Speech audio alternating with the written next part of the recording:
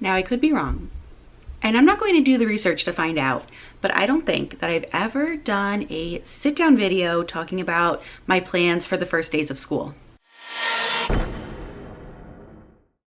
And for me, it's a timing issue. Like, when this would be most useful for teachers is now, filming this at the beginning of August, but I don't start school until after Labor Day. So I don't normally want to talk about the first days of school planning until September. But by that point, I think most people, it seems, would already have been back in school for a couple of weeks. So I don't know, I just feel a little bit different this year, so I'm gonna sit down and film it. The big reason that I think I feel different is in June, when we did our state exam for geometry this year, we were incorporating new standards, and so we administered the test earlier than normal, and I had like a few days of classes left with my students where we just got to have fun, and I didn't have to continue to get them ready for the state test. And then when the state testing began, I didn't have to worry about a state test coming up for me because it was already done at that point. So it was just a very different experience at the end of the year for me, and I am just going to contribute it to that, because what else was really all that different this year other than that? So our last 2 weeks of school are basically just state testing, and since I didn't have a test that I had to worry about, I was proctoring, I was scoring other exams, and then I had just time in my classroom to do whatever I needed to do, and I was able to get a lot more back to school prep done than ever before. So that was all just really good, exciting. But now I feel like when I came into the summer, it wasn't with this like dread that we're gonna have to go back to school before I'm ready to go back to school. I felt kind of like I could start teaching again next week. I'd be fine with that. It was kind of weird. So I'm just embracing it, and because I've been feeling that way, I feel totally fine talking about back to school planning. The other catalyst for this was I did a live on Instagram with a friend of mine. I've taken it down now because it was really part of promoting the Ultimate Math Bundle or Ultimate Education Bundles, and that sales ended. So I didn't want to have that up and have people come to it thinking that they could still get this amazing deal, and it's gone.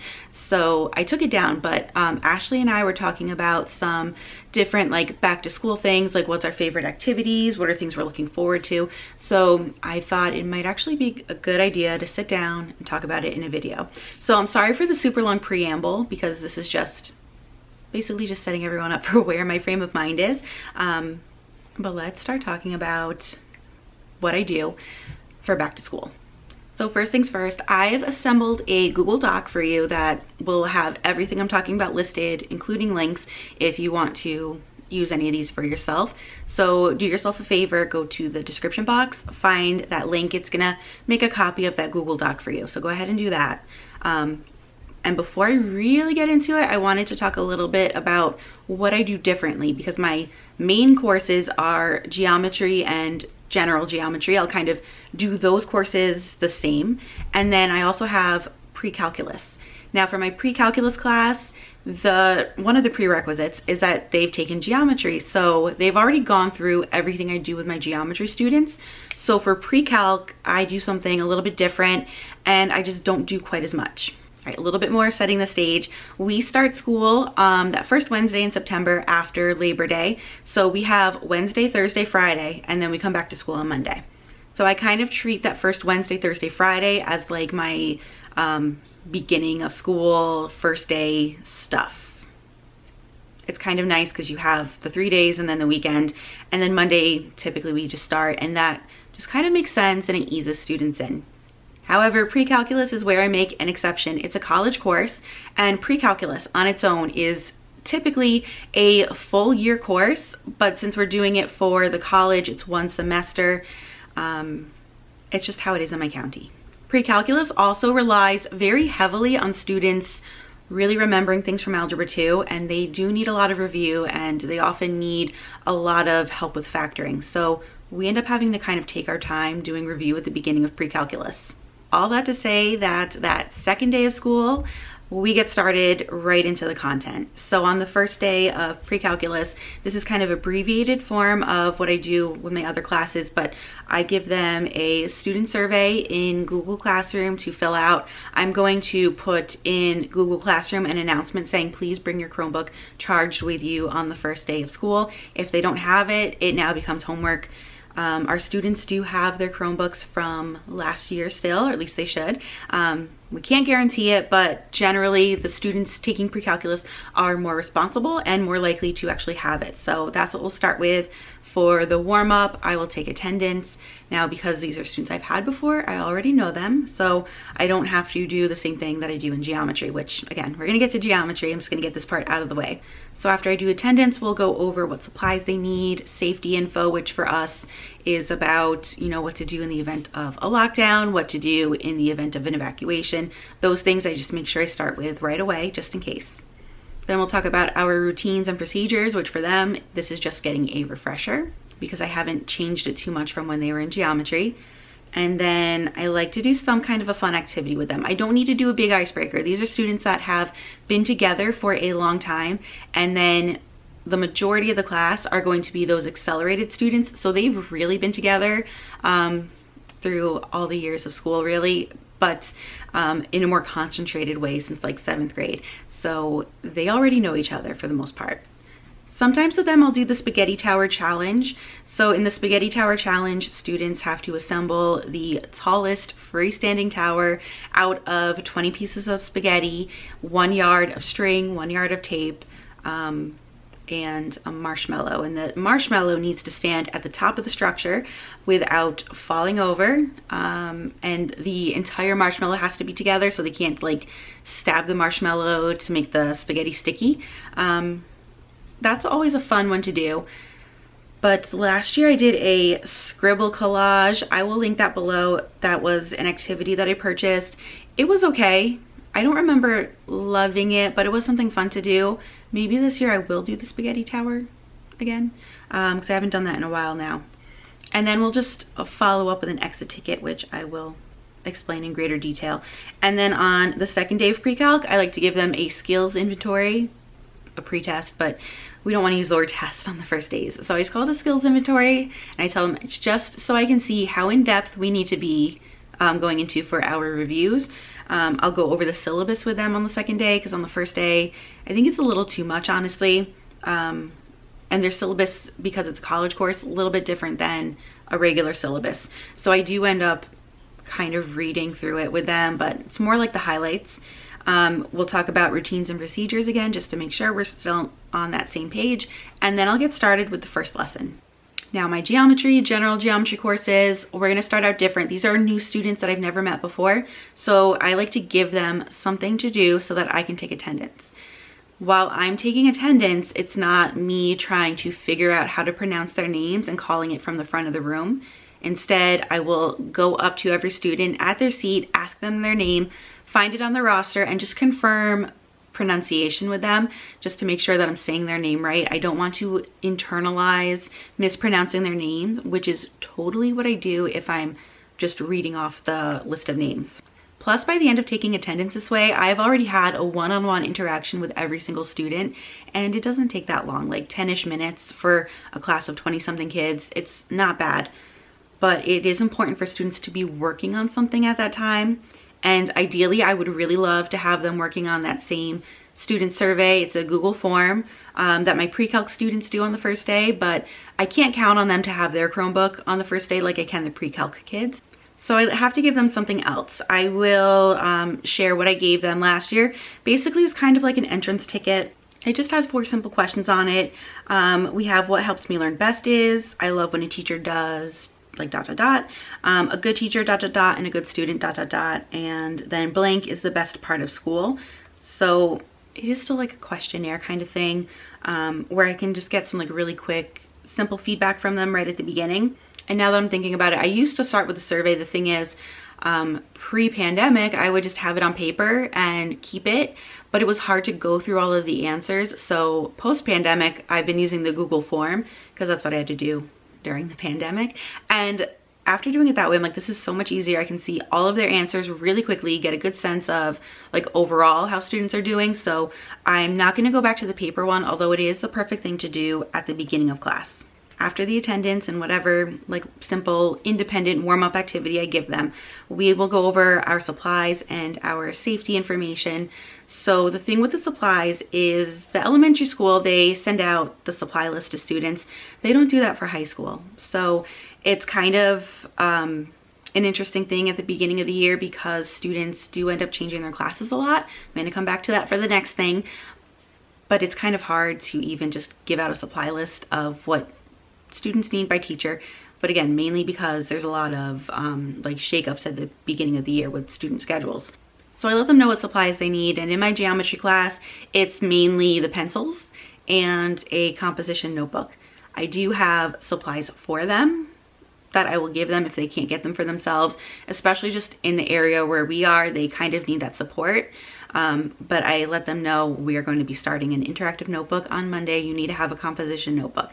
So I let them know that on the first day. That way they have, you know, Wednesday, Thursday, Friday, the weekend to get their notebook. The next thing I do is go over the math courses, what their options are. Again, they like to change their schedules a lot. Some of them, they sat down with the guidance counselor, came up with what courses they wanted to take, and then they changed their mind over the summer or what have you. So the way it is in New York State is students are required to take Algebra 1 and to pass that exam. So the way that it works in our state, every student takes Algebra 1 and they're required to pass one math state exam in order to graduate. Typically that's going to be Algebra 1 because it's the easiest exam that we have. After that, they can go on to geometry and Algebra 2, and then they get like a special like distinguished diploma for doing that, plus other things that they have to do in their other subject areas. But for math, it's not required that they go on to geometry and Algebra 2 after Algebra 1. So they aren't always aware either of the options that they have. So if they're not going to go into the geometry Algebra 2, which is the more difficult track to go, they also have the option of taking what we call general geometry. So students are able to get some geometry knowledge without having to go through the state exam, and it's not the same level of rigor because generally these are the students that are really struggling with algebra. So it's kind of hard to get them to where they need to be with everything in geometry when algebra was rough, you know? So it's just a different course, like a different level. They also have the option of business math in our school. There's a like real life situation-based math course called contemporary math where they go into things like the budgeting, financial literacy, really, buying a car, budgeting, I think I said that already. All those different things that people get mad that don't get taught in school, but really they're not that difficult where you can't figure it out when you're not in school, like those things. And then we have vocational training that students can get, which will include math credits. So they have a lot of options and sometimes they aren't aware of them. So I go over all of those things just so they have that information in case they were thinking about changing to a different course. After that, I do the 100 numbers task with them. It's just a great way to set up an idea of teamwork and group norms. And I feel like every math teacher probably already knows about it, but if you're not sure, it's linked below. However, I will say for the 100 numbers task, I highly, highly recommend having a dry erase sleeve to put the papers in. I always have them prepped for groups of 4 and groups of 3. Actually, the way I did it was I have the groups of 4 and 3 on one sheet of paper. So it's like double-sided. One side is for groups of 4, the other side is for groups of 3. And we put it into the dry erase pocket or pouch. They get dry erase markers, 4 different colors, and then an eraser. So this way we're not going through tons of copies of paper. When it's time to reset, I have them erase. I make sure that they're not cheating and that they've erased everything, and then we get to go again. But all of the directions for the 100 numbers task will be linked in the Google Doc. And then I have to follow that up an exit ticket. So the exit ticket, I'm just pulling up the questions now. It's just so simple, but it's what questions do you have for me, and is there something you want to tell me that I didn't ask about today? So it's just a nice way for students to check in with me at the end in case we ran out of time or they weren't feeling comfortable yet to ask a question. It's just opening the door and that line of communication for them. Now, day 2, we will start out with the survey. I will have told them you need to make sure you bring your Chromebook charged tomorrow because that's what we're starting with. And again, if students don't have their Chromebooks and it's not charged or what have you, it's just going to be homework for them because, like I said, I don't want it on paper. It's got to be that Google form so I can actually see it. Also, for their warm-up time, I ask them to scan over their course syllabus. Like I said, I don't want to do it on the first day. I feel like so many other classes are doing it where the information just kind of gets lost anyway, which probably does anyway because it's a lot of classes that they have. But I like to save it for day 2. Plus, like I said, we do have a lot of schedule changes. So some of the students I saw on day 1, I'm not seeing on day 2. So it's just easier to hold off on that. Now with this, I don't read over the whole syllabus. Things are nicely highlighted. Rather than read it to them, I give them time to read it themselves, and then we do what I call like a syllabus quiz, and I just post the questions on slides and ask them questions that they'll find the answers to in the syllabus. We discuss it, so it's just like the main super important parts of the syllabus that we go over. The next thing I do is a scavenger hunt in my classroom, and I just take these little cards that I have a description of the item, tape them to the item. So for example, the pencil sharpener, it's just gonna talk about a pencil sharpener, but for ones that they don't know about, like where to find absent work, where to find extra copies, where their notebooks will be kept, their notebook supplies, all those different things, they all have a little card. It's a nice bright color. They can read the description to find out more about it, and I give them like a checklist to make sure that they find everything. Every card has one letter or punctuation that is highlighted, like it's capital, it's bold, it's bigger than everything else on the card. So they're gonna check off that they found the item, but then write down whatever that special character was. At the end, they're going to unscramble the characters for some kind of a phrase. And the phrases are kind of cheesy and hokey, unfortunately, because I am talking about 14 different things that I want them to know where they are in the classroom. So I can't come up with like a really good phrase based on just that. I mean, I guess I could have put more characters in, but I'm just trying to keep it really simple. I want them to know where these things are and get an idea of why they need to know it. So for example, I have like my board in the front that has the objectives, and it says when we have tests and homework coming up and things like that. I want them to know where that is and to build in that routine that they have to look here every single day at the beginning of class. After the scavenger hunt, I go over everything with them, the routines and procedures that we have for our classroom. But again, the scavenger hunt is just a way to get them up, walking around the room, finding these things for themselves, because the alternative and what I used to do before that was stand, point, talk, and that's just not engaging at all, and it doesn't help build that memory. So them getting up, walking around the room, finding these things helps way more with just the retention of everything, but also helps us to get to those routines established more quickly. After the routines and procedures, I like to do a quick little about me thing. And when I say like, I don't really mean that I like to do it, but I always found when I was a student that I connected to my teachers better if they talked about their personal lives. And I'm just not the type of person to talk about my personal life. Like, I don't like talking about myself.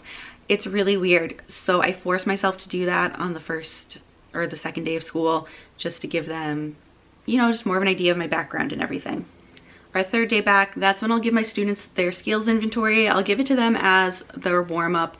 Now they know where the calculators are, they know where to find a pencil if they need it, so they can come in, start those routines, and get to work on a skills inventory. And again, just so I can see where do we really need to review when we get to these different topics throughout geometry. The next thing is a class norms activity, and this is one of those activities that I always have planned but don't necessarily always get to. And this year I got to it and it was very helpful. So for the activity, I give students some post-it notes and I have them respond to some questions. So the first question is, what are the characteristics of a successful student? They'll put their response down. Maybe I'll have them number them. I'm trying to think of how I did it last year versus this year. I might have them do it a little bit differently. The second question is, how can you, emphasis on the word you, create a successful classroom environment? Question number 3 is, what do you need from your peers to be successful? Question number 4 is, what do you need from your teacher to be successful? And then question number 5 is, what questions do you have for me? Because again, I just want to keep that line of communication open where I can, address any concerns or questions that students have before we start learning on Monday. Then I'll have them take the Post-its and put them in different places in the room. So I could really just have like one Post-it gathering station in like each corner of the classroom or on each wall, what have you, and then have like number 5 be in the middle. I remember using like actually desks because I had the students get up to place their Post-its. So I remember using desks and like my boards last year. And then I had students like place your Post-it note, but then walk around, read the other responses to the questions, and like put a check mark or a star by any ones that you also agree with. And then at the end of doing this, I compiled everything together. Actually, I had to do that, I remember, the following Monday, and this is kind of how we started class, but I read off what some of the answers were. I actually have the responses here in front of me now, but it's kind of long to read, but they come up with some of the things that we would be telling them we want them to do anyway, like what you need from your peers to be successful. Some of the answers we had last year was respect, cheering each other on, being quiet or silent during a lesson, treating each other with kindness and respect, helping each other, being supportive, constructive criticism, listening, for them to be doing their work and cleaning up after themselves. So basically these are things that we want them to be doing, but instead of it being like, I'm telling you that this is what we need, you're telling me that this is what we need, and you're also telling each other. So when some of the issues do come up later on in the year, like, for us, starting beginning of September, it's kind of like early to mid-October, the honeymoon period's over. So when we do start seeing some of these behaviors, we're able to come back to this and say, do you remember what we talked about? Because the question I ask them is this something you can agree to? And they, they agree because it's what they wrote. So I'd say, remember the agreement we had that we are going to be respectful to each other, or remember the agreement that we had to listen and not talk during the lessons. We need to do that. So this is very helpful for just establishing that. And I think I called it the class norms. So it's like our class norms, like what we normally do in class is be respectful, yada, yada, yada. That's a really helpful activity that I don't want to skip again. Like I said, I've had to in the past. So after that, I start kind of wrapping up that last day. We talk about routines and procedures, and then we do a little goal setting activity. So I give this page to my students to set goals on. A lot of them, the goals that they want to set for themselves though are to pass. Like they just want to get the 65, which is our passing grade. So I kind of encourage them to set more of a stretch goal. I say, if you had a lemonade stand and your goal is to make $100 and you made $100, are you happy? Like, yes. Okay, let's say you have a lemonade stand and you set a goal to make $200. You don't make $200, you make $150. It's better than the 100 you made before, but are you unhappy that you didn't make the 200? And they're like, well, no, $150 is great. So I tell them, try to apply that to your grades. Maybe you don't reach this goal, but by stretching yourself and trying to aim for something higher, you can get something, maybe a little bit lower, but still better than settling for that 65. So I encourage them to set a good goal for themselves, and then we will come back to it throughout the year. We have 4 marking periods. So at the end of the first, second, and third marking period, I give them the sheet back, and on the back of it, it has like a little check-in of how are you doing on reaching your goal? Are you on target or not? What could you change to improve so that you are on target? Questions like that. So it's like self-reflection for them. It helps. One of the sweetest things though was after doing this one year, I had a student come back to me the following year and say, could you print out like 7 of those for me so I can do it for myself for my classes? And I said, absolutely. And that's just one of those things where it's like, okay, this is working when a student you don't have is coming back asking just for this form. That's a lot of talking, a lot of explaining. I did put together a new activity this year, and I'm not quite sure where it would fit in with these things. Like for me, that class norms activity, the scavenger hunt are non-negotiable. They need to be there. The only thing I could possibly replace with this would be the 100 numbers task, but that's always so fun. And maybe I don't need to do it in the first week of school. Maybe it could be like a time filler somewhere else in the second week. But the activity I put together was like a back to school bingo. And this is something I set up for the pandemic year. And so I had it in Google Slides, and students had to answer the questions on their own slide and then go back and check their classmates' answers and see what they had in common with each other. But it's a bingo card. Students start by filling in their information, and that would be a really good like warm up on the first day, is just filling in information about yourself. There's 24 different like prompts or questions for students to respond to. I'm already thinking about how I'm going to present it. I'm going to tell students it's okay if something doesn't apply to you. Like one of the questions is, what instrument do you play? And if you don't play an instrument, you're going to say you don't play an instrument, but that's still something that you can have in common with someone else. After students fill in their bingo card, they get up, they walk around the room, they interact with their classmates, compare answers, and they're looking for someone that they have something in common with. When they find something in common with someone, they put their name down on the bingo card. And you know, we're gonna play bingo, see who wins, who gets 5 in a row, either horizontally, diagonally, vertically. So I know that's gonna take some time. Just the filling in will take time, but also like actually getting up and talking to people takes time, especially when students need encouragement. But I would like to give that like a really good try this year, because I went through what I had for the pandemic year, revamped it, made it into a nice worksheet. I also put it up on TPT, so again, the link for anything I've discussed today is going to be in that Google Doc for you. But I am really excited to try this activity out and see how that goes. Another activity I always have prepped is a birthday game. And this is like a time filler if I get through everything and we have extra time at the end. So what I do is post 5 sets of numbers based on the numbers in a calendar. So the dates for each month are from 1 to 31. I have them set up in these 5 different number sets, and there's a formula to it. So I will ask students with my back to all the numbers, so I'm not looking at them, which number sets do you see your birth date on? And then they will tell me it's, you know, on set numbers 1, 2, 4, and then I can calculate when their birthday is. So if it's on 1, 2, 4, then their birthday would be on the 11th of that month. I also have that put together on TPT, but I might be updating that. I'll have to see how it is, because again, I put that together during the pandemic year, and now I don't need it to be set up for the pandemic. So I'm probably going to revisit that, but I always have that set up so that I have a nice little time filler. And plus it just helps with the getting to know you stuff. We talk about what month were you born in, and then we get the date, and then I tell them what their sun sign is, or their star sign. We talk about astrology a little bit because it's one of my interests, so it's just a little fun conversation to have. But of course it's rooted in math, which is the part I'm kind of forgetting here. There's a formula to figuring this out, and as I go through the birthdays, we're trying to see if students can figure out what formula I'm using to calculate their birth dates just by knowing what set the numbers are that they're seeing. So that's always fun and interesting. No one's gotten it yet either, so maybe this will be the year.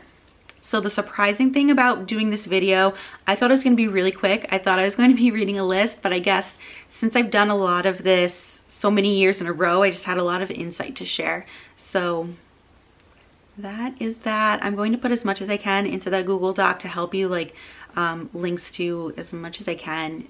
Maybe there will be slides. We'll have to see how much time I have to put all this together.